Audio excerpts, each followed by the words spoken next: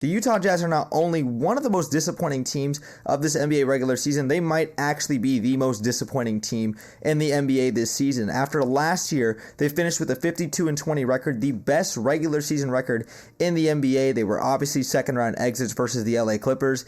This season, they just haven't followed it up in a strong way. Currently sitting in the number 6 seed, just a half game back of the number 5 seed of the Denver Nuggets, and just a game and a half above the Minnesota Timberwolves for the number 7 seed in the play-in tournament. And the Jazz have 4 more games currently remaining in the regular season as I'm making this video. They've got the Memphis Grizzlies tonight, the Oklahoma City Thunder, the Phoenix Suns, and the Portland Trail Blazers. They could easily win 2 of those games, and they definitely need to win at least 2 of those games to not only avoid the play-in tournament, but to also maybe get some positive momentum going in the right direction.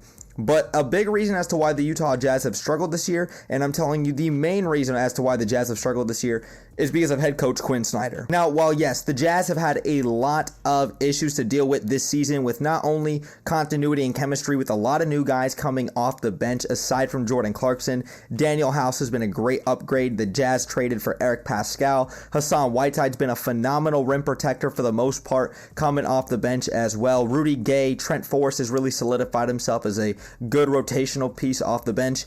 The Jazz just have a lot of chemistry issues, and they've had their injury problems. Bojan Bogdanovic just returned back from injury as well. Donovan Mitchell was sustained with a concussion for an extended period of time. Rudy Gobert's had his injuries.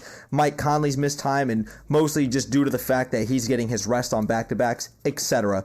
But the Jazz's real issue has been on defense, and that's a problem because it's on Quin Snyder. The reason the Jazz have quote-unquote gotten exposed in the playoffs these last couple of seasons is because of perimeter defense, and that is on head coach Quin Snyder for not properly getting guys constructed to help Rudy Gobert out, especially in the postseason.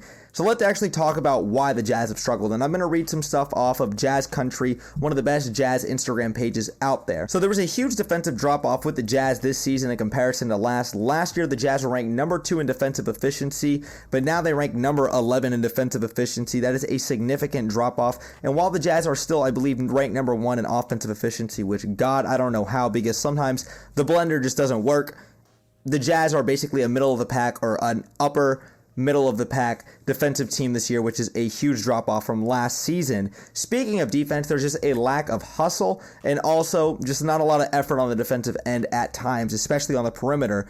The Jazz average just 12.1 deflections per game, which ranks 28th in the NBA, 4.8 loose balls recovered per game, which is 26th in the NBA, and just 0.14 charges taken per game, which is dead last in the NBA. Nobody's sacrificing their body. Nobody's making a hustle play on the ball. Nobody's giving it their all on the defensive end, really, except for a couple of guys as well. And another big issue that has consistently been addressed and has really been talked about a lot more is the fact that Rudy Gobert and Donovan Mitchell don't get along. Now, I still don't believe that. Until I see it, I don't believe it. I get that there's been press conferences that look like they're taking shots at each other. Personally, I don't believe it. I understand Donovan Mitchell has less passes to Rudy Gobert than Joe Ingles does this season, and Joe Ingles tore his ACL 2 months ago and got traded to the Portland Trail Blazers. Donovan Mitchell has less passes to Rudy Gobert than Trae Young has assists to Clint Capella. I get it. Everything's been blowing up on Twitter. I'm not buying it, okay? It's just not where I'm at. Maybe that's the fan in me. But another big issue for the Jazz has been blowing leads. And that's something the Jazz have consistently seen the last 2 seasons. In the bubble, we blew a 3-1 lead, even though Bogdanovic had wrist surgery. You can't do that to Mike Malone and the Denver Nuggets. They, just absolutely blew us out of the waters the last 3 games. Then, last year, we had a 2-0 lead in the conference semifinals versus the LA Clippers. Kawhi Leonard tears his ACL. Mike Conley's not there for the first 5 games of the series, but he's your primary ball handler. Regardless, you lose the series, and you were up 2-0. You blew a lead. Same thing this season. The Utah Jazz have lost 15 games, I repeat, 15 games, where they led by double digits. In 3 of those games, they led by 20-plus points, and all 3 of those losses were actually on the road, which is why the Jazz have a 19-21 road record. Not very good at all. Last year, the Jazz didn't have this problem with that kind of adversity on the road, and it's just inexcusable. We saw versus Paul George and the LA Clippers on TNT just a couple of nights ago. Paul George made his first game back after returning off injury, and the Jazz blew a 25-point lead. I went to bed and it was like we were up 18, and I wake up the next morning and we blew a lead. Versus the Golden State Warriors, No Steph Curry. Klay Thompson goes on an 18-0 run, essentially, and the Golden State Warriors come back and beat the Utah Jazz. Consistently, time and time again, the Jazz are finding a way to shoot themselves in the foot. Now, I will say, though, that if the Jazz fail to make a deep playoff run, Quin Snyder needs to be the one to go. The front office needs to acknowledge Quin Snyder needs to go. Do everything in your willpower to keep Rudy Gobert and Donovan Mitchell together. Like I said, that could be a whole nother topic for another day.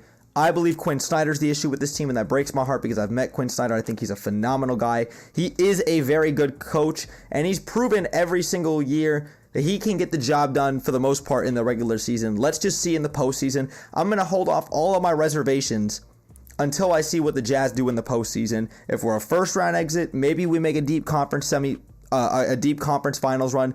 We'll have to see. But my belief is, and this is definitely the biased Jazz fan in me coming out, that if the Utah Jazz are still healthy, if they have Mike Conley, Bojan Bogdanovic, Donovan Mitchell, Rudy Gobert, etc., and the entire bench is intact, I still believe that they can go and compete in a 7-game series with the Golden State Warriors, the Memphis Grizzlies, the Phoenix Suns, the Dallas Mavericks, the Denver Nuggets, etc.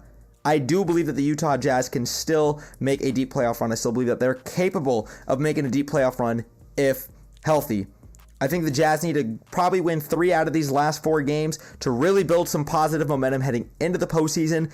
Be healthy, and the Jazz at home in the playoffs, I'm not concerned about.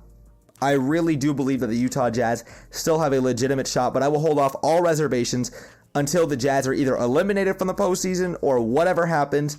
I will hold off all reservations until then. But NBA fans and Jazz fans, I want to hear your guys' thoughts down below. Who do you guys think is the most blame for the Utah Jazz's lack of success so far this season? Do you think it's Rudy Gobert? Do you think it's Donovan Mitchell? Do you think it's Quin Snyder? Or do you think it's other? I want to hear your guys' thoughts down below.